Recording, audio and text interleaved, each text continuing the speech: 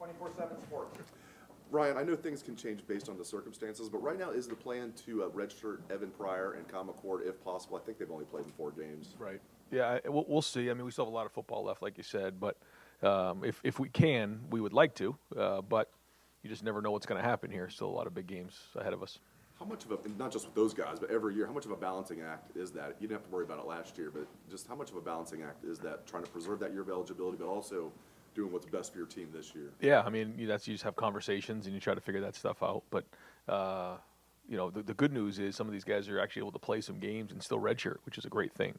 How many guys are actually planning on playing for 5 years, and that's up to the individual. But, certainly this time of year, things like that do come up. I think we're asking enough questions, so I do have one more. Master Teague, how is he feeling? Do you think he's going to practice today, and just how's he doing overall? Okay, he's doing okay. It's kind of day-to-day right now. Right next door, Joey Kaufman, Columbus Dispatch.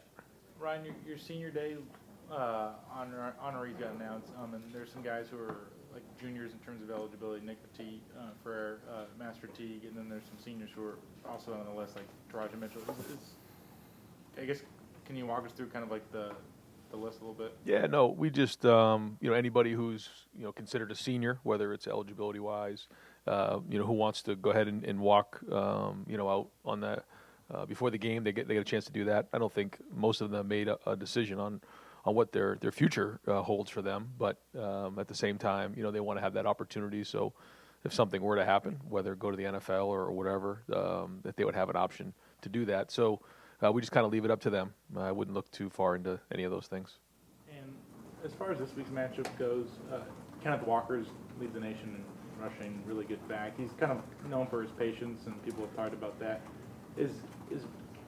What do you see as the challenge with stopping him? Was there any kind of similarity with Mo Ibrahim in the first game? He was a guy who was kind of talked about his patience. Have you faced a back like him? I don't know. You're right. He does have great patience.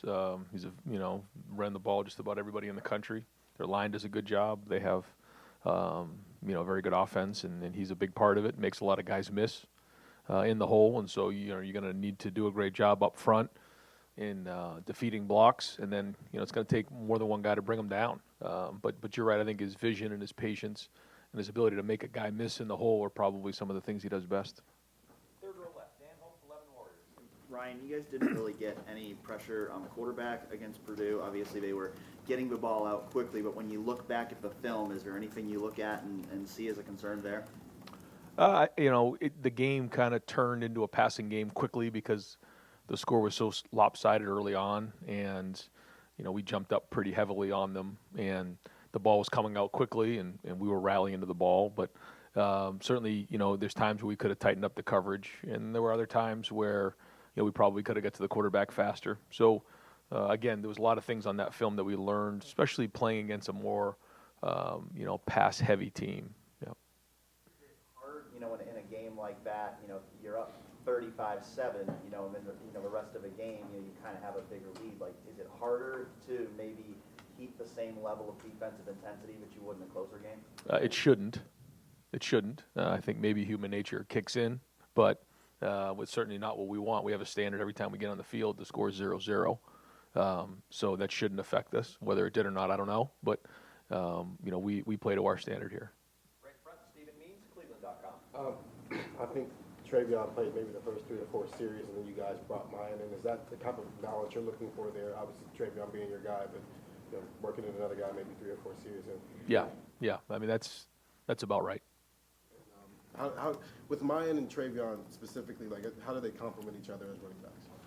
I think, the skill set, but I think Travion has his skill set. I think Mayan brings in, he's got, really good vision. He's strong. He's powerful. I think you saw him finish some runs off where, he was turning those runs into more than they were and running on contact. I think he's really good at that. He's built low to the ground, so he's strong when he runs. And, I think, Travion's probably a little bit more of a home run hitter, but both really good backs. And like you said, they do complement each other. Fourth row middle, Pat Murphy, 24/7 Sports.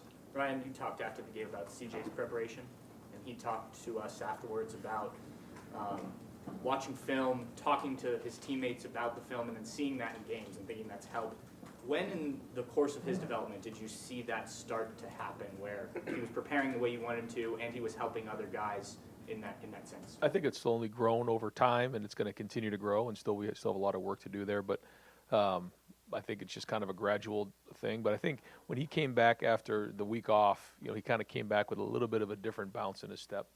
I think he was healthier, but I think he had a different perspective, and he really kind of started to own and take accountability for the offense. And Lathan took responsibility for the touchdown over the top of them after the game. Bryson, not Lathan. He said that can't happen, and it seemed to get to him. How have you seen him kind of step into that role that Josh had at the beginning of the year, and have you seen the development you like from him? Yeah, he's been very accountable. He's been a good player for us, and I know he wishes he had that play back, and so he'll come back and get that fixed. But he's a guy that has played well. He's had production. He's graded out as champion. He does a good job of getting everybody lined up and communicating back there, which is very important for the free safety in our defense. He's got tremendous work ethic. He's a tremendous teammate, and so we all have things we want to get back. So the whole thing is you just don't let them happen again. You get them fixed, and I'm sure he will. Fourth row left, Jacob Bench, Galantry. Hey Ryan, you got a top 10 showdown coming on Saturday. Just how unique is it that the Big Ten has 3 teams in the top 10, and these games have national implications for not only Big Ten title stakes, but like CFP stakes and stuff like that? How unique is it for the Big Ten? Well, I think that this has been quite a year for the Big Ten, and I think when you look at the second half of the season in the Big Ten, there's been some unbelievable games. There's been some really good matchups, and it's week in and week out. I mean, I think you're finding who can sustain in November. There's no weeks off. We had our bye week after week 6, and I think most of the teams in the conference did as well. But then after that, I mean, it's all conference games. You're talking 9 of them, and we got very good teams from top to bottom. So you have to bring it week in and week out, and I think that's the challenge right now. And you're seeing some really good teams in the league, and it's obviously a lot stronger this year than maybe the last couple. Going back to Master in mind, speaking about the stretch run, is the plan to kind of split the carries to keep them both fresh down the stretch run, or how do you kind of envision that going forward for those? No, at this point, we're trying to win the games. This is you win, you move on. If you don't, you're done. So, I mean, that's the mindset. We're trying to win a championship here, and so at this point, it's you got to go play the best guys that gives you the best chance to win. Front row middle, Bill Rabinowitz, Columbus Dispatch. Ryan, presumably you will be on the sidelines this year against Michigan State, unlike last year. How hard was that? And can you you allow yourself to savor at least having a normal season, and even with all the pressure, things are kind of back to normal. You've got a team that's in the hunt. Right. You just kind of address that. Yeah, I thought about that the other day when I read that there were some outbreaks and things going on across the country, and I thought back on last year and what that was like, having to deal with that, and certainly would never want to go through anything like that again. That week in particular was very difficult, but it was great to see the leaders and our staff really step up and go on the road, and we had a bunch of people down that week. There was some staff members, there was players, so it was a big challenge, but you learned a lot about our character and our culture of this team to go see that happen, and I was proud of that, but it was not easy at all. And it is great, the fans, seeing them in the stands, and every once in a while you take a look up at the stands. At least I do now this year, and when things are going well, you kind of smile because they're enjoying themselves. They're having fun back together again. 100,000+ people in the stadium. After a touchdown. I mean, that's what this thing's all about. And to say I haven't enjoyed that wouldn't be true. I mean, it's been great to get back in there, even going on the road and going into hostile environments. I mean, that's one of the reasons why you coach. And Michigan State's had an amazing turnaround with Mel Tucker. Can you kind of address the job that he's done and the challenge that you faced this week? Yeah, very good team. They play with really good energy. I think they're really believing in what Mel's doing up there. He certainly turned that roster quickly over into a championship level roster, and they have really good players, and they played well. They have good scheme, so it's a challenge across the board. Front row right, Austin Ward, Letterman Row. Ryan, I know how highly you guys think of Matt Jones and his ability to come in and be that 6th guy. is that rotation still more about him, or are those other guys more banged up than maybe we know? It's a little bit of both. We want to play all six, but there's been some things the last few weeks that have come up. I mean, you know about the DeWan situation there, and Nick, had a rough week there. He lost a family member, and we've had some guys who've been dinged up. Paris had a couple things here and there, so we just got to move guys around. That's this time of year, and because of the versatility of Paris and Matt and some of our guys, we've been able to do that, and so that's a tribute to them. How have you felt that rotation has worked out, and it seemed like maybe they were more successful with it on Saturday than the previous couple weeks? Well, I thought we played well, and we got to continue to do that. We were clean. We were rocking people off the ball. I thought we got really good movement in the red zone, but we were clean. The combination blocks were clean. The pad level was much better. We played with really good energy. Protection was really good. Karlaftis was a big challenge, and they stepped up to the challenge there. So that's the type of play we need from the offensive line in November in the Big Ten if we're going to continue to play well. Second row left, Bill Landis, The Athletic. Ryan, your first touchdown the other day, you had the crosser, I think, with Garrett and Jackson on the outside there. Did CJ get you into that based on what he saw, and I guess how much leeway does he have kind of looking at those things and making those decisions? We've been giving him more and more. He changed that play based on what he was seeing and signaled the play, and it was really, really well done. Again, those are the things that people don't see is all the hours that we put in to those type of things, and he did it, and that's why it worked. And there's a lot to it. I told the team that in order to be good this time of year, you have to upgrade yourself every week. And I used the analogy of the iPhone. The iPhone that was around 3 years ago is a little different than the iPhone there is now. It has different capabilities. It's more updated, and you have to continually update yourself week in and week out. And because of that, hopefully the guys understand they have to bring it every week, because the plays that worked 4 weeks ago maybe not work this week, because guys, they go into laboratory and they come up with ways to try to scheme you up. And so you have to continually stay up with, and current with your stuff. And I think he's done a good job of that, and we got to continue to do that again this week. And that point in particular, it did look like they were going to bring some pressure, and then they kind of backed out of it. But, CJ saw what he saw, he made his call, and it still worked. Is there anything to sort of sticking to your guns there, even if what you see is not exactly how it plays out? Exactly right. And that's the biggest thing, is to be indecisive, And, we tell them all the time, once you make a decision, be decisive and go make it work, because it's not always going to be perfect. That's not the way the game's played. But as long as everybody's on the same page, we're good. And when you have different tools to get you out of situations, and not everybody can handle that, but he could in that moment. So now he's got to keep building on it. Deep far left, Mark Snyder, Press Pros. Coach, nobody has really talked much about your special teams this year. I guess that's a good thing. It's so hard to play special teams nowadays, but what has gone into it this year? Nothing really is blown up and cost you a lot of yards, and at the same time, people look like they're making really good decisions catching the ball. Yeah, I think Parker Fleming has stepped in and done a very good job up to this point of motivating our guys, putting scheme together, bringing a new kicker, a new punter in.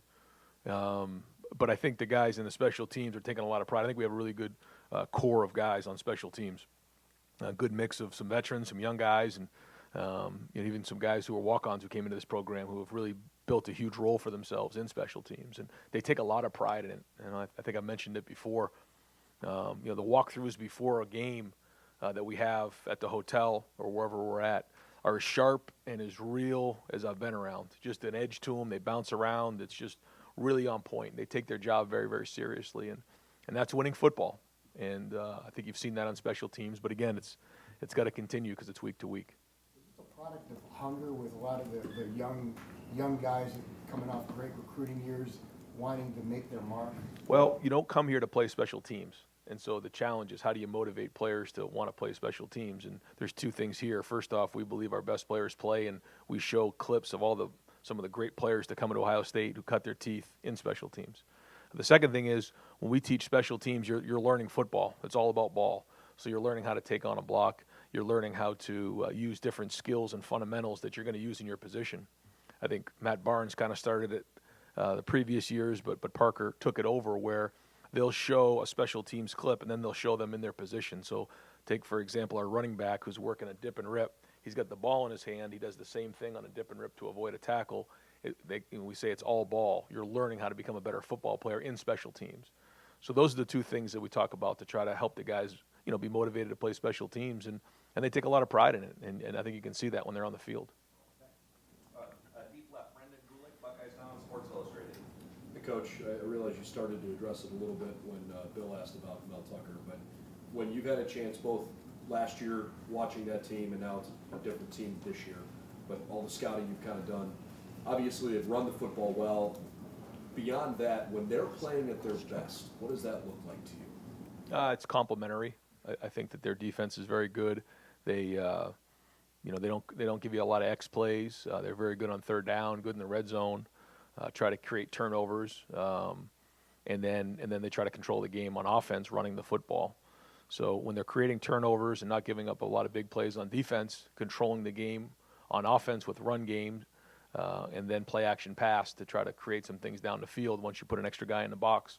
That's kind of their deal. And then they have a good punter, and they're good on special teams. So if they're playing in I'm sure their plan to win is to play field position football just like ours is, then that's kind of their recipe. The last couple of weeks probably showed why he is so valuable between not being there against Nebraska and what he did last week. What other things can you share with us that you've seen that fans don't get a chance to see when they're watching a game at the stadium or on TV that showcase or highlight why he is so special? I think it's more about what happened in the offseason, and his dedication with Coach Mick in the weight room, and his work with Coach Hart in the in the meeting rooms. I think he's just been a pro this year, and has really taken a big step in those areas of being a pro, taking care of his body. He's strong, he's powerful. He's, his football IQ has gone way up in the last year or two. I just think he's really upgraded his game. He's very, very competitive, always has been. He loves to play. But sometimes you can't just go out there and play. You have to play within the offense, and I just think he's taken a lot of strides in that area. Fourth row left, Jack Emerson, The Lantern. Hey Ryan, I want to ask about one of those walk-ons on special team. Chris Booker had a tackle inside the 20 on the opening kickoff, and then he helped force that fumble down by I think it was around the 11. When you have a team full of 4- and 5-star guys, how does it feel to have a guy like Chris, who was a former club team player, come in and make an impact like that? No, it's tremendous. And, you look at what he's done. He's player of the week, Cade Kaczerski, Xavier Johnson. I mean, there's a whole bunch of them that are doing it, helping, and a big part of our special teams. And, to see Chris make some of those plays in a big game like that was tremendous, especially with his background and what he's been through, kind of out of football for a year or so, and then trying to find his way on the club team, and then obviously walked on here. And when he got here, he looked a lot different than he does right now. So really cool to see guys, kind of self-starters, build themselves into a career. And I don't know if you've seen this yet, but they have the club team has qualified for the national championship. Is there kind of a pipeline that you see from the club team? Do you talk to Coach Greg a lot, or how does that kind of thing? I think we're aware of them, but certainly I can't sit here and tell you I'm an expert on what's going on there. Right next door, Colin Gate, Rivals. Hey Ryan, go back to the defense a little bit. You said that you guys kind of use that drop 8 approach a little bit, and I'm curious about what you saw watching film. Did that work? Is that something that you could see, being utilized more in the future, especially with pass-heavy offense? I think it gives you a different look. The windows change, but you still have to execute the defense, and I don't think we did that well enough, to be quite honest. So we'll look at it, and against certain teams, if it gives us an advantage, we'll do it. But you have to execute it, and obviously there's give and take with everything, right? When you rush 3, you buy an extra guy in coverage, but you also lose a little bit of the pass rush. So making the decision on what gives us the best chance that week is what we'll do. But no matter what it is, whether you bring 3, 4, 5, or 6, you have to execute the defense. This might be an overly simple question, but what is the pass rusher's goal in terms of developing just pass coverage? How important is a distinct pass rush to, I guess, the coverage of the back? That's everything. Yeah, I mean, that's, tying up the front with the back end is exactly, how you put a defense together. And, you have the decision week in and week out to rush 3, rush 4, rush 5, or rush 6. If you rush 6, then you're probably playing some sort of zero coverage where there's no safety in the middle of the field. If you rush 5, then you're probably playing with one safety in the middle of the field in some sort of man-to-man coverage. If you rush 4, then you're probably playing with 2 safeties, or there's an extra guy down, which we call the hole player. And so those are the kind of the conversations that, you know, you try to figure out what gives you the best chance to win. Third row middle, Nathan Barrett, Cleveland.com. And sticking on the defensive theme, you played 2 really strong rushing teams early on, and then since then, that really hasn't been the strength of, I think, any opponent you've played. Yeah. So how are you kind of assessing, while the defense as a whole has improved, how are you assessing the improvement against the run and Right. where you are right now? Yeah, it's week to week, like you said, because it seems like every week is just a completely different. When you look at Minnesota as compared to, you know, Rutgers or Indiana, Purdue. Now we have Michigan State. You know, Penn State was very different. You know, so week in and week out, it's, you know, each team brings in a different, you know, set of issues, and you know, all we can do is go off what we see and do the best we can to put the guys in the best position to be successful. And at the end of the day, it's going to come down to pad level and defeating blocks and you know, a bunch of guys running to the ball. So we'll get, you know, I think at this point of the year, we got a pretty good handle on who we are, and now it's just a matter of executing and playing well. From a tackling standpoint, is that something that was more emphasized after those 2 earlier weeks, and where do you feel like you are right now, just fundamentally? We'll still practice tackling today. You know, it's part of every Tuesday when the pads are on, and it's, you know, it was an emphasis in the preseason. We tackled way more than we ever have before because we knew we had a young team, and it's been an emphasis week in and week out since we started because we are still a young team, even though we played a lot more football now. The good news is there's more body of work to go upon, and we have more experience, so we don't need to do it as much. Third row middle, Doug Lamery, Cleveland.com. Ryan, you've talked through the year of CJ's development and seeing the field and how you like how he sees the field. Now you're talking about some changes he's making at the line and that kind of thing. How do you evaluate that characteristic in a quarterback recruit? Is that more difficult than evaluating, hey, he's got a good arm or whatever? Like, what's that process for you in trying, because it seems obviously very important to what you want in a guy and to how he's going to succeed. It's very difficult. It's very difficult. And I think every quarterback is different. But you're looking for some sort of extraordinary trait, whatever that might be. And you do the best you can to try to project what that's going to look like in your offense. But it's not always easy. You know, you get to spend some time with them, but you're not actually in the games with them, and you're not with them in meetings every day. And there's just so much that comes with it. And you do the best you can to try to identify who those guys might be, and you go from there. So like the mental acuity, seeing the field, knowing what play to get into, that can be the extraordinary trait for some quarterbacks? Absolutely. Yeah. And it is for, you know, I would argue that the guys who make it, you know, for a long time in the NFL, the majority of them have that because it's a very complicated game at the highest level. You know, just to say, I'm just going to go out there and throw the ball around, it doesn't work like that. And flipping to the defensive side, ideally with your linebackers, what in the defense that you guys play, how much should your linebackers be identifying something and attacking it? How much is read and react, maybe make sure you're in the right place, but don't be overly aggressive? It just feels like sometimes Steele is getting after it, right? But what's the ideal balance of how you guys want linebackers to play? Well, you have your keys, and then you use those keys to identify what to do. You know, and so let's just say you're a defender, and you're reading the play side tackle. If the play side tackle pass blocks, typically you need to now react in some sort of a passing mode. But if he's in the run, then you have to get up into the run. And one of the, you know, the traits, if you're talking about a defensive player, is how quickly can they react? Can they see their keys and then diagnose what they're seeing? And there's a lot to it than just reading the tackle. You know, it might be a screen, it might be a pass play. What is the concepts? What are the splits? What is the you know, the depth of the running back? There's all these things that we look at, and the faster you can process information and faster you can diagnose a play, the faster you can react, like you're saying. We go far right, Spencer Holbrook, Letterman Row. Ryan, when you have 3 wide receivers that are doing what your 3 are doing right now, you had Jackson 2 weeks ago, then you had Garrett last week. Are we just supposed to expect that Chris is going to do more of the same this week?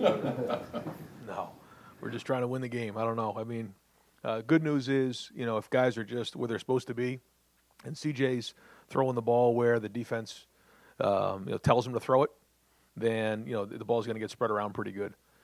If we start to press, if we start to do anything and deviate other than that, then that's where we get ourselves in trouble. You have Chris as the lone Bolivikoff finalist, but he's the third leading receiver on the roster. When you hear that kind of thing, like, what do you make of that? Because you're the play caller, you're the guy who's getting these guys the ball along with CJ. Like, what do you make of that? Well, I think it just tells you, first off, I think people across the country know what a great receiver Chris is, and there's a lot of teams who just decide that they're going to take Chris away and put a corner and a safety over the top and say he's not going to beat us because we've seen him do it against a lot of people in the country. And that can be frustrated for Chris, but or play a certain coverage that can take him away, which forces the ball to maybe go somewhere else.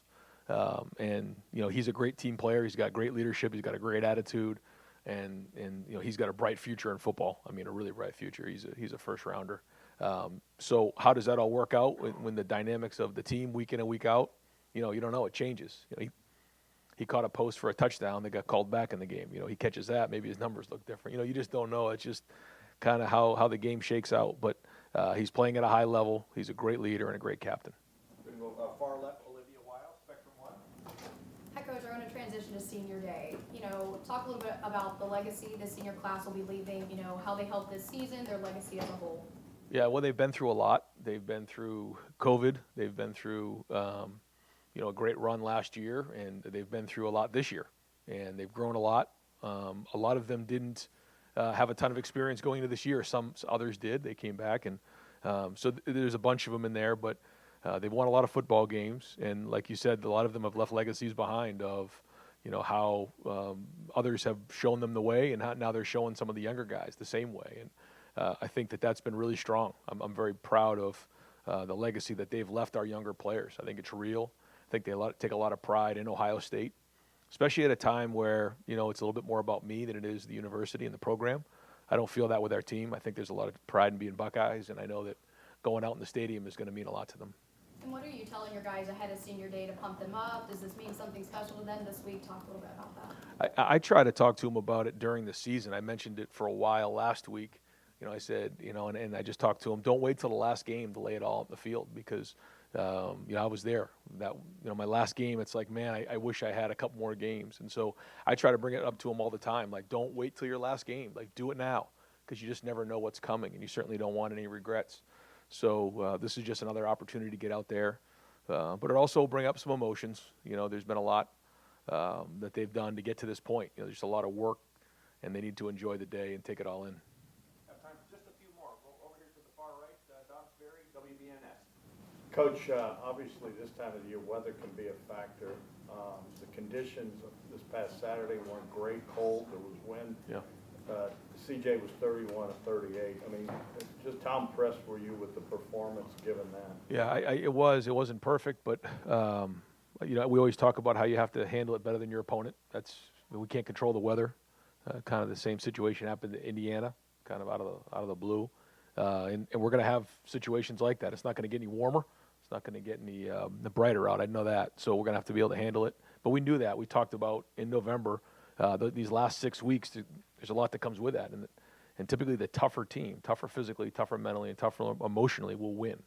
And so we talked about it, but I thought our guys played tough, and it was cold and it was windy, but that's football in November in the Big Ten.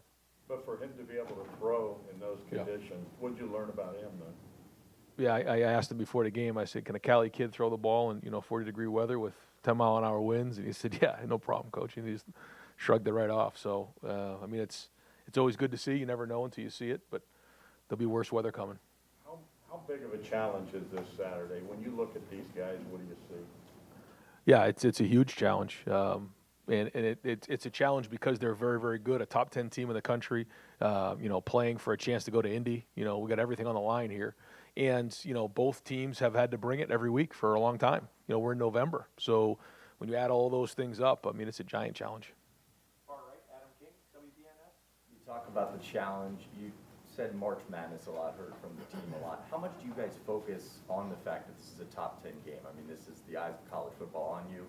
And then how much do you say just treat it like another game? It's always been about us. And so it doesn't matter who we're playing. It's about our preparation and who we are. And if we're playing at our standard, then a lot of good things happen. So that's what we focus on. But at the same time, we have a lot of respect for every team we play. And we knew this 6-game run here at the end of the season, if you don't show up, you're going to get beat. Just the bottom line. And we've tried to own that and bring it every week and be consistent. And that's what greatness is bringing it every week. They don't say you're a great team if you don't bring it every week. And so that's what we got to do. And a big part of that is just having the respect for these teams like we do at Michigan State. Do you guys get excited for having maybe that game that's on the center stage, that top 10 matchup? Do you get fired up for that? Yeah, oh yeah. Yeah, I mean, this is what it's all about, is being in November and, having game day in town and top 10 matchup. I mean, this is why you come to Ohio State. And we'll wrap it up with probably a quickie or two from Tim May, Letterman Row. I don't know if that was a cut or what. What do you think, Ryan? No, you're good. Yeah. When you get ready to present, you and Corey, y'all get ready to present CJ, hey, this is what this team's all about this week. You're facing. How much at this point in the season do you pare things down? I mean, try to keep from overloading, I guess, what he should prepare for. But then number two, to extrapolate where that defense can now go based on what you guys have shown. You know what I mean? Is that the great juggling match at this moment, the information? Absolutely. Yeah, and I think you can really screw guys up, or you cannot give them enough information. I think, how do you process all that information as a coach, but just sift it through and just give them exactly what they need and keep it really, really clean so their eyes are really, really – if you have to reteach something, if you start to give them things to think about that are out of whack, you can confuse a player really fast. And so that's why I take that very, very serious. And one other quickie, promise the last one. Is it a benefit playing Michigan State now 10 games into the year as opposed to playing this team which was totally remade, roster-wise by Mel Tucker over the offseason? Now you have a much more of a sense of what that team is all about when you watch them on video, if you follow my drift there. Yeah, I think we're both different now, and it's just a different challenge. It would have been a different challenge if it was week 3 or 4 of the season. Certainly if it was week 1. We're just a different team now. So, once the schedule came out, you'd have the season to kind of get a feel for who you are and who they are. And that's a different challenge than coming in on the first couple games of the year. And you have the whole off season to kind of change who you are, your personnel, your scheme, your coaching. And but now there's a body of work there to work upon when you're trying to game plan. Can I ask one last quickie? Of Is there a course. point of pride for you and your group that y'all are number 1 in the nation in total offense and number 1 in scoring offense, in scoring? Do you feel like y'all are getting there? I think I think we have confidence, and I think we're proud of that, yes. But I also think that there's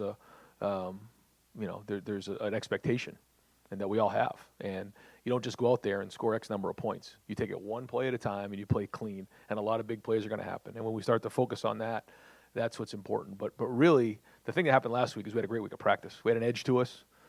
We practiced with purpose. There were guys who wanted to get things right. And because of that, we played that way. And that's what we got to do. And sometimes for 18, 19, 20-year-old guys, that's not always easy. But that's the challenge this week. And if we practice that way on all 3 phases, then we're going to have a better week on Saturday. So.